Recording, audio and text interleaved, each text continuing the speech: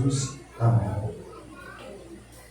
Glória a Deus. Meus irmãos, a paz do Senhor. Amém. Meus irmãos, a paz do Senhor. Amém. Glória a Deus. Você que pode, trouxe o seu exemplar bíblico, por gentileza. Localize-se comigo no Evangelho de Jesus Cristo, segundo escreveu São Marcos, no seu capítulo de número 5, a partir do verso de número 21. Marcos, capítulo 5, a partir do verso de número 21. Enquanto você vai localizando o texto bíblico, quero fazer aqui algumas considerações. Quero louvar a Deus por mais esta oportunidade que Ele me concede de estar ministrando a sua poderosa palavra. A Ele a honra, a glória, todo louvor e aceitação. Deus seja louvado pela vida do nosso pastor Roberto. Então, considero como um pai espiritual também. Deus abençoe a vida da sua esposa, toda a sua casa, a sua família. Em nome de Jesus, Deus abençoe o evangelista Wallace, que nos fizera o convite para estarmos aqui mais uma noite de janeiro do avivamento, né? Deus abençoe a vida de todos os irmãos, do evangelista Herbert, evangelista Giovanni, todos os irmãos que sintam em casa, sou da casa.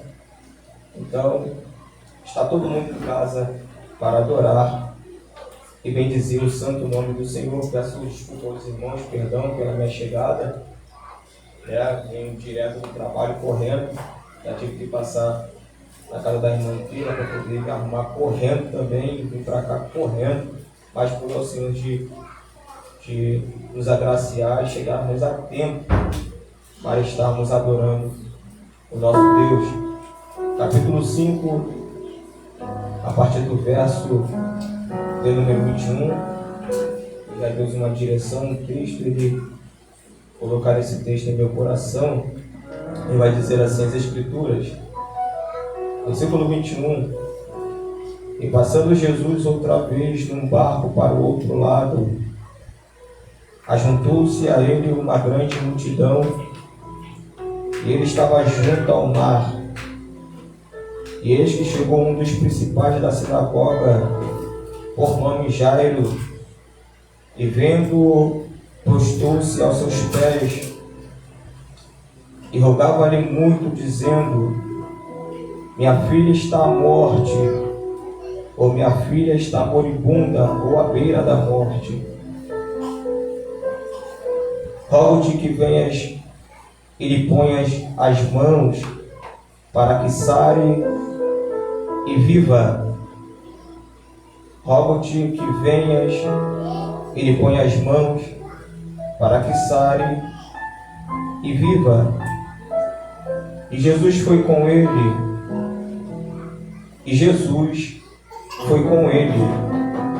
E seguia uma grande multidão que o apertava. E você vai pular para o versículo número 35. Estando ele ainda falando, chegaram alguns do principal da sinagoga, a quem disseram: a tua filha está morta, por que incomodas o mestre ainda? E Jesus, tendo ouvido essas palavras, disse ao principal da sinagoga: não temas, crê somente. Não temas, crê somente.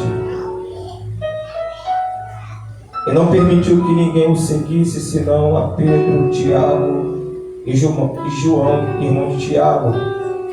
E tendo chegado à casa do principal da sinagoga, eis que viu um alvoroço, e os que choravam muito e pranteavam. E entrando, disse-lhe: por que vos alvoroçais e chorais? A menina não está morta, mas dorme. A menina não está morta, mas dorme. A menina não está morta, mas dorme. E riam-se dele. Porém, ele, tendo expulsado todos, tomou consigo o pai e a mãe da menina e o que com eles estavam, e entrou aonde a menina estava. E tomando a mão da menina, disse-lhe: Talita cumi, que quer dizer: menina, te ordeno, levanta-te. Menina, te ordeno, levanta-te. Menina, te ordeno, levanta-te. E imediatamente se levantou a menina, e imediatamente levantou-se a menina, e andava, pois já tinha 12 anos, e assombraram-se com grande espanto. Você que pode, tome os seus assentos, aplaudindo mais uma vez o nome do Senhor.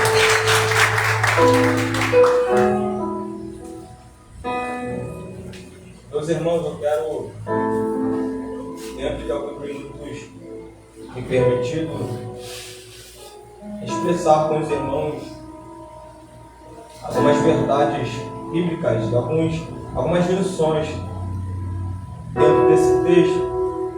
Já vista que é um texto bastante conhecido por todos nós, um texto bastante pregado, bastante corriqueiro.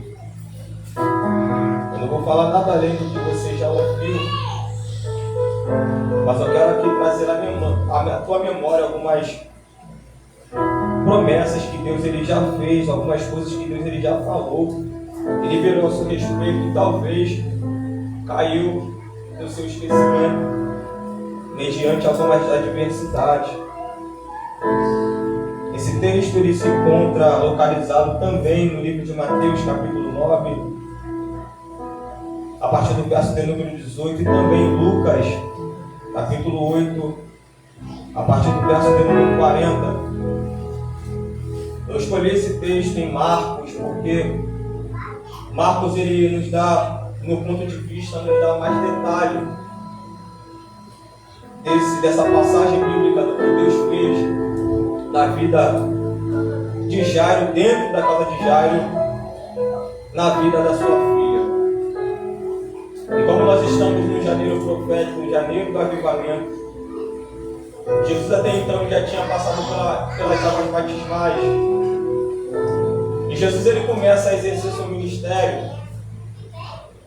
E é interessante porque Jesus ele vai começar a pregar a palavra da verdade. E a primeira palavra que ele vai pregar vai ser: arrependei-vos, porque é chegado o reino dos céus. Olha para cá. Arrependei-vos, porque é chegado o reino dos céus. E eu gosto disso porque Jesus ele não está pregando algo diferente do que João Batista já estava pregando antes dele.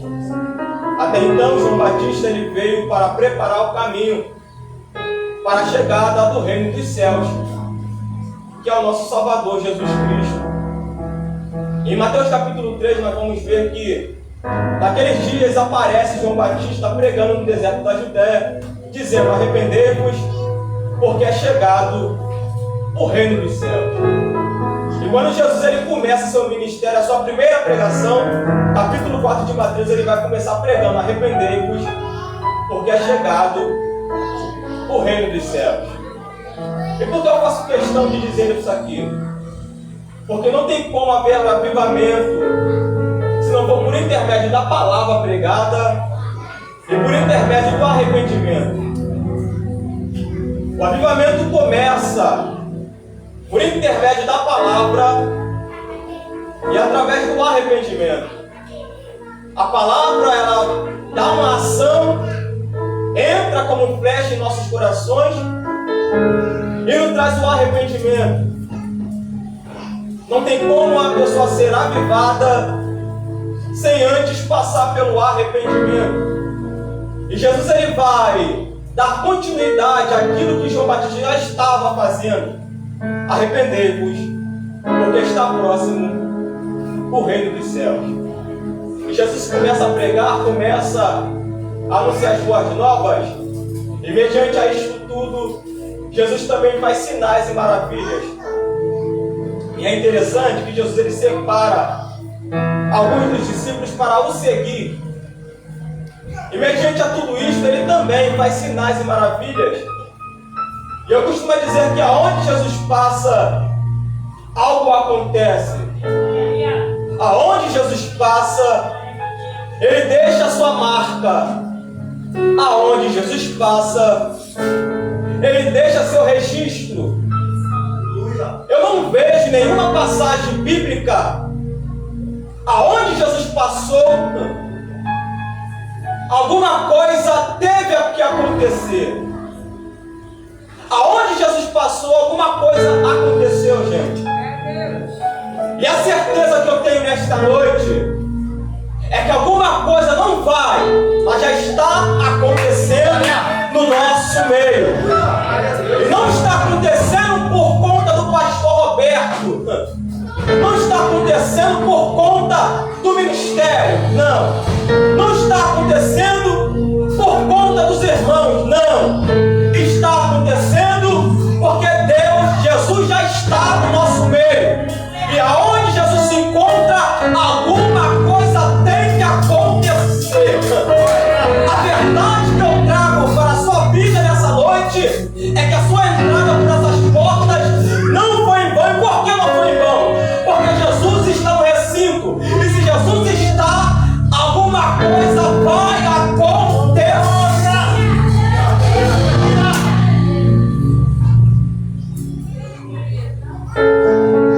Jesus deixa a sua marca. E no capítulo 5 não vai ser diferente. Porque Jesus está na região de Decápolis.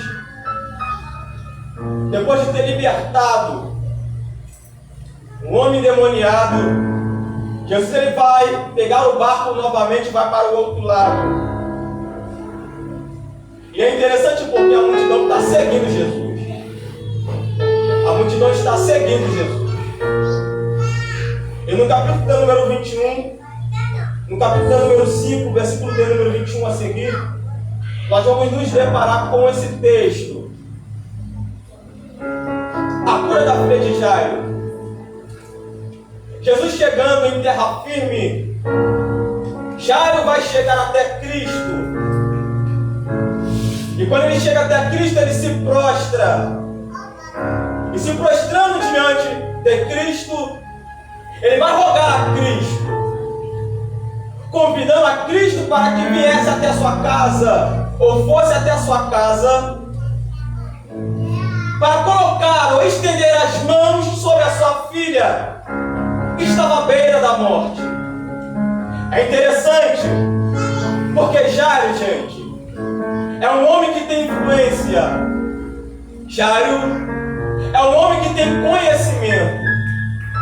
Jairo é alguém importante. Jairo, ele tem conhecimento de pessoas. Só que Jairo, ele reconhece que a sua influência não foi o suficiente para resolver o seu problema. O seu conhecimento não foi o suficiente para resolver o seu problema. A sua influência de pessoas não foi o suficiente para resolver o seu problema. Já que o meu conhecimento não é o suficiente para resolver o problema que eu tenho dentro da minha casa, já que a minha influência não tem poder para resolver o problema que está instalado na minha casa, eu preciso fazer algo para resolver o problema que está na minha casa.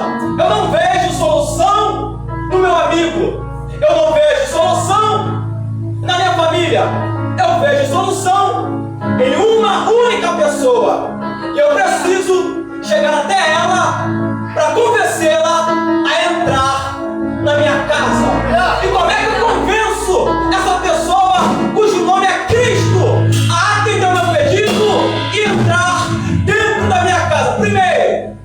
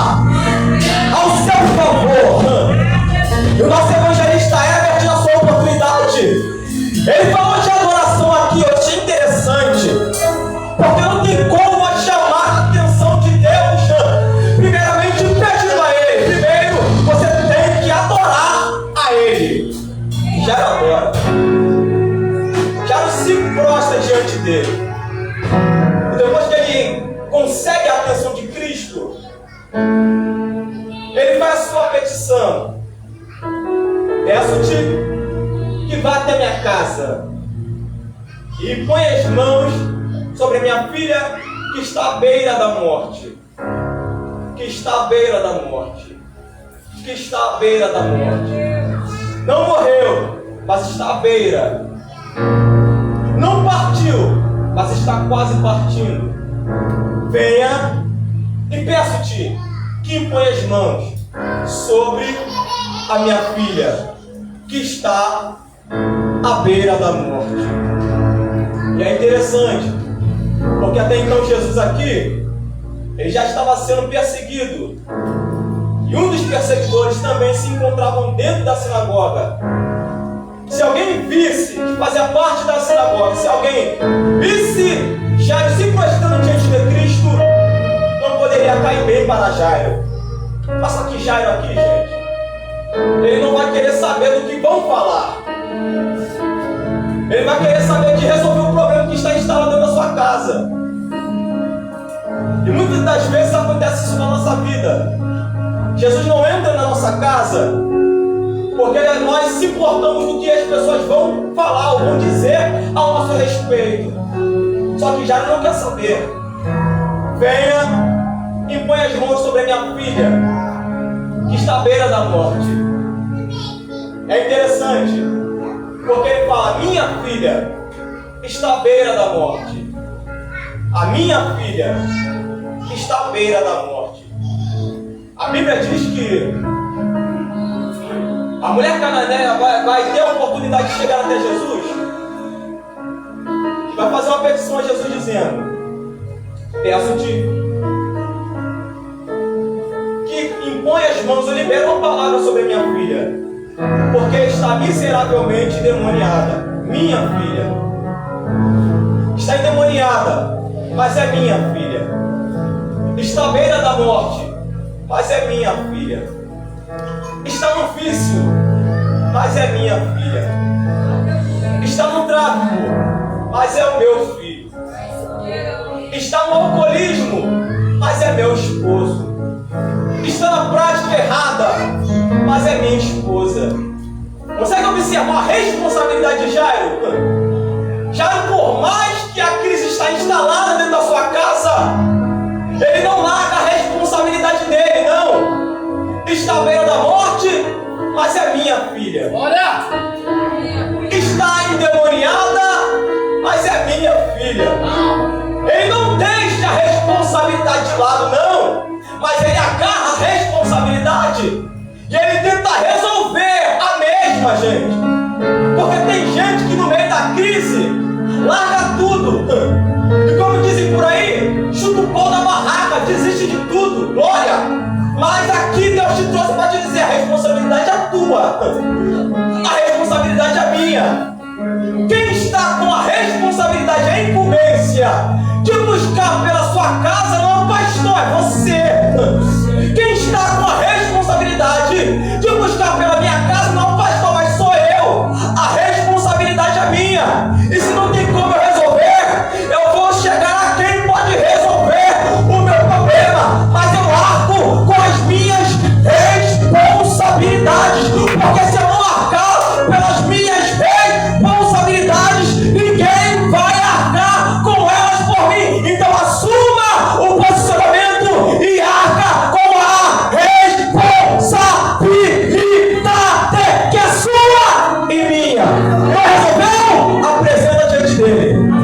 Apresenta diante dele. Apresenta diante dele. A responsabilidade não é do pastor Roberto, mas a responsabilidade é sua.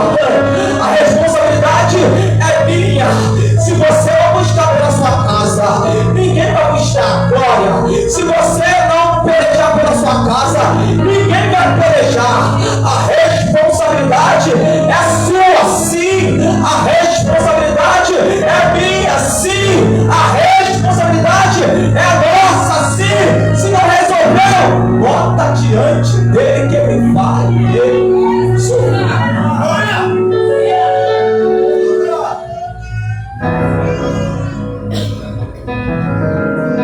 Ele coloca diante de Cristo: venha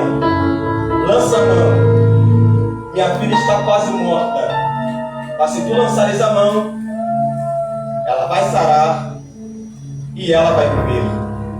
Ela vai sarar e ela vai viver. Versículo 24. E Jesus foi. E Jesus foi. E Jesus foi. E Jesus foi. Observe que Jesus não fica onde ele estava. Depois que ele se prostra e pede para Cristo acompanhar, Jesus não fica, mas Jesus vai. Jesus não permanece no lugar, mas Jesus vai com Jairo. Jesus não fica, mas Jesus vai. E vai para quê? Vai para resolver o problema. E nessa noite, eu vi uma palavra profética para você que acredita ainda em palavra profética. E qual é a palavra? A palavra é que se você veio se prostrar diante dele e apresentar, pedir para ele entrar dentro da sua casa, pedir para ele te acompanhar na tua casa, a resposta é: ele não vai ficar aqui. Acabou o culto aqui, ele não fica aqui. Acabou o culto, ele vai com você, porque ele vai pisar juntinho com você lá naquela casa. Eu digo mais: se tiver algo da parte do adversário tirando a tua paz, te perturbando, Jesus vai pisar lá. E quando ele pisar lá, alguma coisa vai acontecer. Ele vai. Ele não fica, ele vai. Ele não fica, ele vai. Ele não fica, ele vai. Ele não fica, ele vai com você.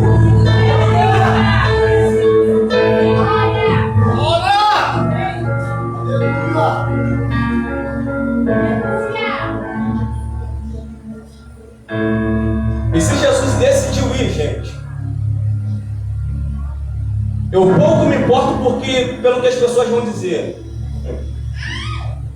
Se Jesus decidiu entrar, eu pouco me importo pelo que as pessoas vão dizer. Só você sabe o que você está passando dentro da sua casa. Só eu sei o que eu passo dentro da minha casa. Cada um sabe o que passa dentro da sua casa. E se Jesus decide entrar dentro da sua casa, o que pouco tem que te importar é o que as pessoas vão pensar ao seu respeito. O que importa é que Jesus está indo contigo. E ele decidiu ir para, aleluia, resolver o problema que está lá. O que tem que me importar para você não é o que as pessoas vão falar, mas é o que Cristo vai fazer na sua casa. E Jesus vai.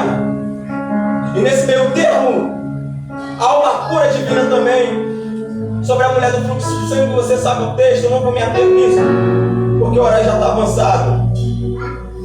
E depois dessa cura, Jesus ainda estando falando com Jairo, vai chegar uma notícia até Jairo. E qual é a notícia? A notícia é que a filha dele já estava morta. Só que o que me chama a atenção não é só a notícia, é como vão dar a notícia. Já está sangrando por dentro, já está desesperado por dentro, já está buscando uma intervenção divina. E alguns da sinagoga que sabem o que ele está passando dentro da sua casa, vai chegar até Jairo e vai dizer: a sua filha está morta. Por que incomodas o mestre ainda? A tua filha está morta. Por que incomoda o mestre ainda? Se está morta, não tem mais jeito. Se está morta, não tem mais solução. Se está morta, não tem mais o que fazer. Já que não tem mais o que fazer, já que não tem mais solução, por que está incomodando o mestre ainda? E tem pessoas assim. Sabe o que você está passando? Sabe o que você está enfrentando? E ao invés de chegar com uma palavra de esperança para você, ela vem com uma palavra de derrota, uma palavra de desgraça, uma palavra de destruição. Porque infelizmente existem pessoas assim, gente. Pessoas que não conseguem liberar uma palavra de esperança na sua boca. Só libera palavras de desgraça. desgraça, palavra de derrota, palavra que arranca a esperança de nós. E se eu posso te dar um conselho, eu te dou. Para iniciar esse ano de 2026, bem, se afaste dessas pessoas. Se afaste dessas pessoas. Porque talvez algumas coisas estão travadas na sua vida. Porque você está do lado ou perto de pessoas que só pensam negativamente. Só libera a palavra de desgraça. Não te incentive em nada. Não te dá uma palavra de incentivo, de esperança. E não tem como viver perto de pessoas assim, gente. Só que eu gosto, porque Jesus está ouvindo. Jesus está ouvindo. Jesus está ouvindo. Ouvindo o quê? O que falaram a respeito da casa de Jairo. Jesus está ouvindo o que falaram a respeito da casa de Jairo. Jesus está ouvindo o que estão falando a seu respeito. Jesus está ouvindo o que estão falando a respeito da sua casa. Jesus está ouvindo. E tem coisas que você não ouve, mas Ele ouve. Tem coisas que você não presencia, mas Ele presencia. E só vai chegar ao seu ouvido quando já está uma bola de neve e você nem sabe o que aconteceu. Por quê? Porque é uma inverdade que inventaram o seu respeito, mas Ele ouviu. Ele viu, glória. Ele presenciou. Mas ó, Jesus viu, ouviu e desceu. Mas Ele não desceu para cobrar quem falou, mas Ele desceu para te dar uma palavra. E qual é a palavra? A palavra não é para te desgraçar, não. A palavra é essa: não temas. Não temas. Não temas. Jesus viu, ouviu e desceu. Mas a palavra não é para quem colocou. A palavra é para você que deve buscar Ele. E a palavra é: não temas, não temas, não temas, não temas, não temas.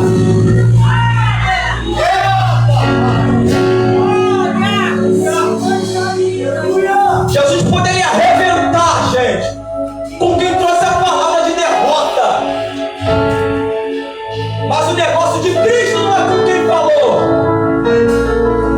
O negócio de Cristo é com quem foi buscar Ele. O que Deus tem não é o que falaram sobre você, mas o que Deus tem é contigo que veio buscar Ele. E se por essa semana você recebeu uma palavra de derrota, Cristo te trouxe aqui para te dizer: não temas. Não temas. Não temas. E se você parar para estudar um pouquinho, essa palavra não temas se repete 365 vezes na Bíblia. É todo santo dia Jesus falando para você: não temas. Domingo, não temas. Segunda, não temas. Terça-feira, não temas. E quarta, não temas. Quinta-feira, não temas. Sexta-feira, não temas.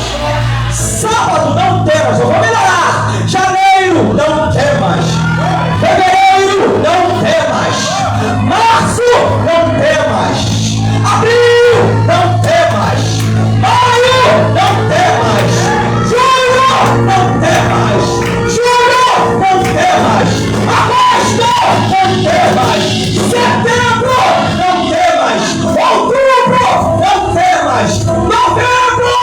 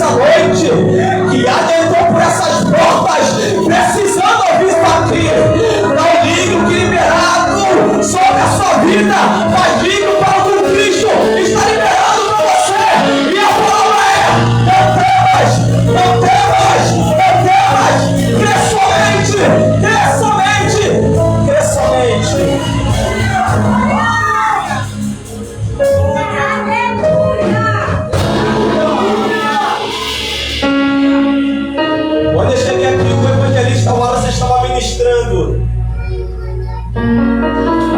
E na sua ministração ele disse: é uma liberdade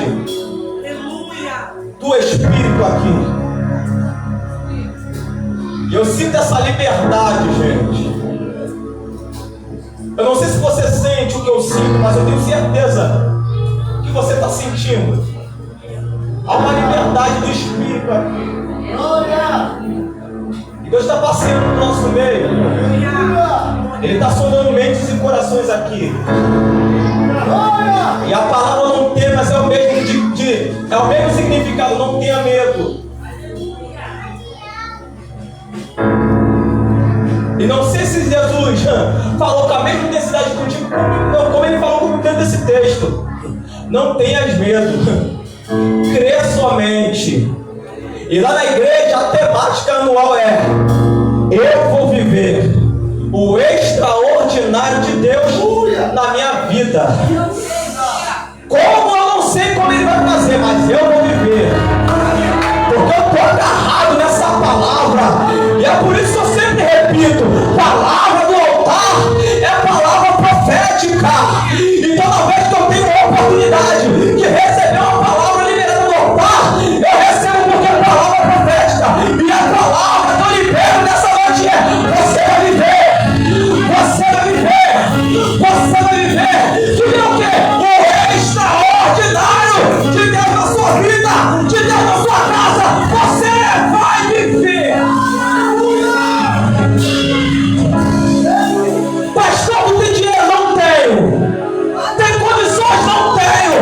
E aí tu tem o quê? Só tem uma palavra no sonho. E qual é a palavra? Eu vou viver. Eu vou viver o extraordinário de Deus na minha vida. Eu não sei se você acredita, mas eu vou. E não vai ser ano que vem, não. 2025 já passou. Ano que vem você tem que voltar vivo. Mas esse ano eu vou viver.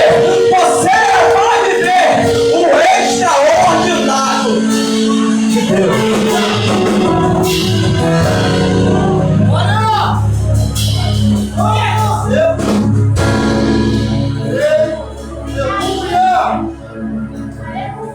É janeiro do avivamento, evangelista Giovanni. E eu só vim pregar o que está escrito, viu? E o que vivifica é a palavra. Não temas, crê somente. Não temas, crê somente. Não temas, crê somente. Não temas, crê somente. Não temas, crê somente. Eu vou continuar. Não temas, crê somente. Eu vou permanecer. Não temas, crê somente. Eu vou prosseguir. Não temas, crê somente. Eu vou avançar. Não temas, crê somente. Vou permanecer de pé. Não temas, crê somente. Eu vou continuar orando. Não temas, crê somente. Eu vou continuar puxando. Não temas, crê somente. Eu vou continuar no centro da vontade dele. Não temas, crê somente. Crê somente. Crê somente.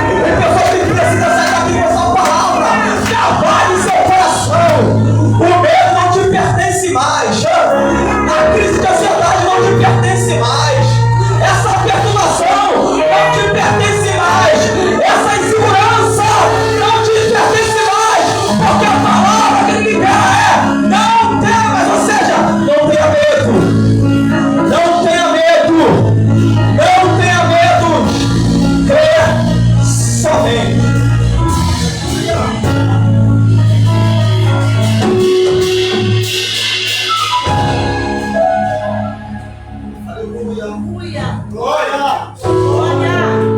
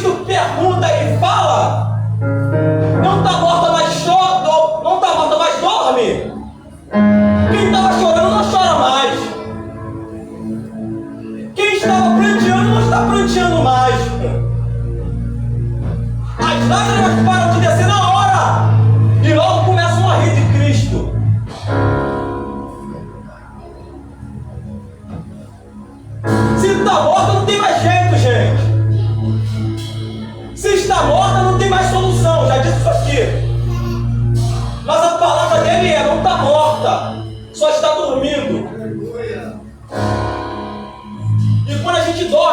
uma fase. A gente dorme e logo a gente acorda. Processo natural da vida. A gente dorme, mas logo a gente acorda, se levanta, caminha, faz seus afazeres. O que é que Cristo estava querendo dizer com isso? Não está morta, mas dorme. O que é que Cristo estava querendo dizer com isso? Está morta não, só está dormindo, ou seja, é só uma fase. Logo ela vai estar de pé, logo ela vai estar bem, logo ela vai voltar à vida, logo ela vai andar novamente. É só uma fase, vai passar, não vai durar muito tempo. Quem está olhando está dizendo, já não tem mais jeito, morreu, não tem mais sonho, não tem mais projeto, mas Jesus está falando, é só um processo, vai passar, vai voltar a sonhar novamente, vai voltar a projetar novamente.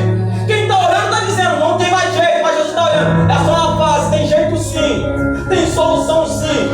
Porque enquanto alguém olha e está dizendo, não tem mais solução, não tem jeito para ele, não tem jeito para ela, não tem mais jeito para esse homem, Jesus está olhando e está dizendo, tem jeito sim, é só uma fase, logo vai passar, logo vai se endireitar.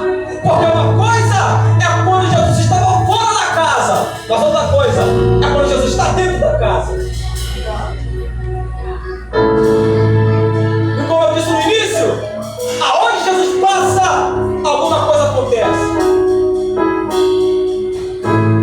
Estão rindo, estavam chorando, não estão mais, estão rindo. E eu fico me perguntar, esse choro, havia algum sentimento? Porque para quem estava chorando, de uma hora para outra começou a rir, gente. Que sentimento é esse? Não havia sentimento no choro. Não havia compaixão no choro. E o costume daquela época, eu observo, é que o governo pagava as carpideiras para chegar em um sepulcro ou um sepultamento e chorar, gente. Para atrair o máximo de pessoas para aquele sepulcro ou sepultamento. O governo pagava. Então você consegue compreender que as mulheres que estavam ali chorando, não estavam chorando com sentimento, mas estavam chorando a trabalho. Não tem compaixão no choro. Porque quando Cristo fala, não está morta, mas só dorme, elas começam a rir.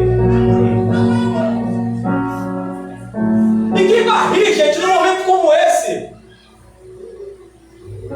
Quem vai caçoar num momento como esse? Só que como Jesus conhece o ritmo do nosso coração, Jesus conhecia cada um deles. E para Jesus fazer o milagre dentro da casa, primeiro Jesus tem que tirar o velho, tem que tirar o que atrapalha, tem que tirar o impedimento. E quem estava impedindo do milagre acontecer? Era quem estava dentro da casa, mas não tinha compaixão, não estava na mesma ligação, não estava no mesmo propósito do milagre. Então há necessidade de fazer uma limpa dentro da casa. E como Jesus está no comando, já que Jairo pediu para Jesus entrar, Jesus entrou.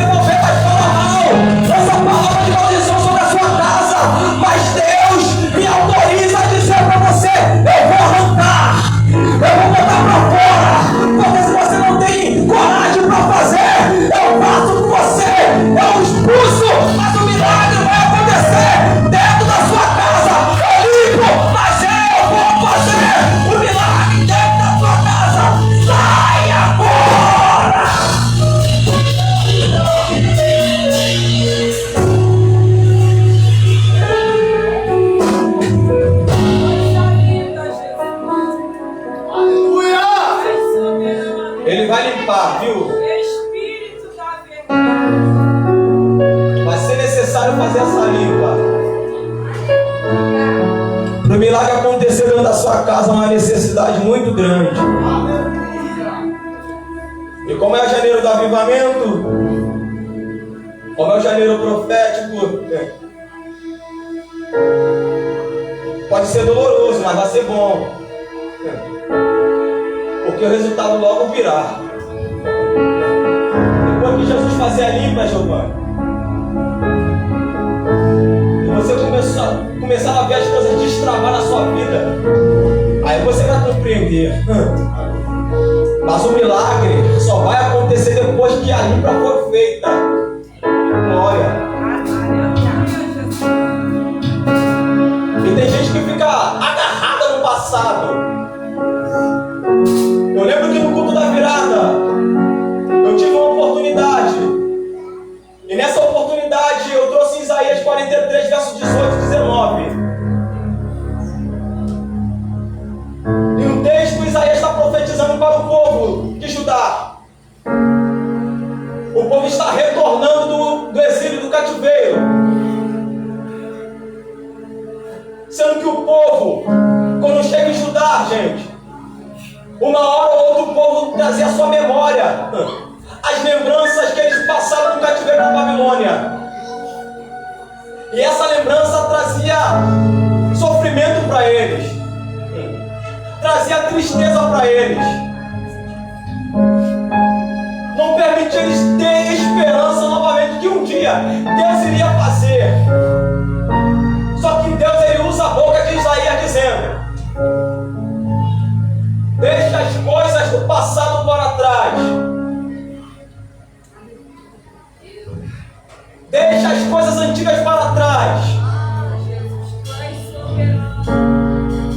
Eis que tenho feito uma coisa nova. Será que vocês não têm contemplado isso? Está no texto, é para você ler. Deixa o passado no passado. Deixa as coisas antigas para trás. Eis que tenho feito uma coisa nova. Será que não tem visto tal coisa? E tem pessoas que não viveram ainda o novo de Deus na sua vida, porque está presa no passado, está agarrada no passado, está agarrada nas coisas antigas. Mas Deus me autoriza a dizer isso aqui para alguém: deixa o passado no passado, deixa as coisas antigas para trás. Eis que tenho feito uma coisa nova. Eis que tenho feito uma coisa nova. Para você viver uma coisa nova na sua vida, as coisas velhas têm que ser deixadas para trás. Jesus expulsando, eu termino. Jesus leva consigo a mãe, que está no mesmo propósito, o pai, que está no mesmo propósito, e os discípulos, que estão no mesmo propósito. Quem está impedindo, Jesus expulsou. E agora? Qual é o impedimento? Não tem mais. Se não tem mais impedimento, o que é necessário de Cristo fazer? Ir até a pessoa que está com problema. Eu não sei se foi no quarto, eu não sei se foi na sala, porque a Bíblia não está especificando. Mas só sei que Jesus chega dentro, aonde a menina está. Eu não sei se o seu problema está dentro do seu quarto. Eu não sei se o problema está dentro da sua sala. Eu não sei se o problema fica na varanda. Eu não sei se o problema fica no seu quintal. Eu não sei se o problema fica na sua cobertura. Eu não sei se o problema fica dentro do seu banheiro. Mas eu só sei de uma coisa: Jesus, ele vai na direção certa. Jesus vai no compartimento certo. Jesus, ele vai na localidade certa. E quando ele chega na localidade onde a menina está, ele estende a mão para a menina. Só que não basta apenas se estender a mão. Ele libera uma palavra. E qual é a palavra? Talita cumi. Isto é: menina, eu te dou uma ordem. Levanta. Eu te dou uma ordem. Levanta. Eu te dou uma ordem.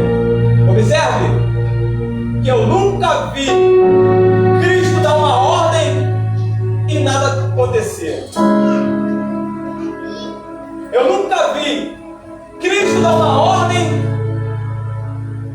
e essa ordem não ser cumprida. Quando Cristo dá uma ordem, algo acontece. E Cristo está entrando na sua casa hoje para dar uma ordem. Eu não sei se tem alguém lá enfermo, não sei. Eu não sei se alguém precisa de libertação, eu não sei. Eu só sei que Cristo entrou lá. E Cristo entrou não para passear, mas entrou para dar uma ordem. E a ordem que Ele está dando hoje vai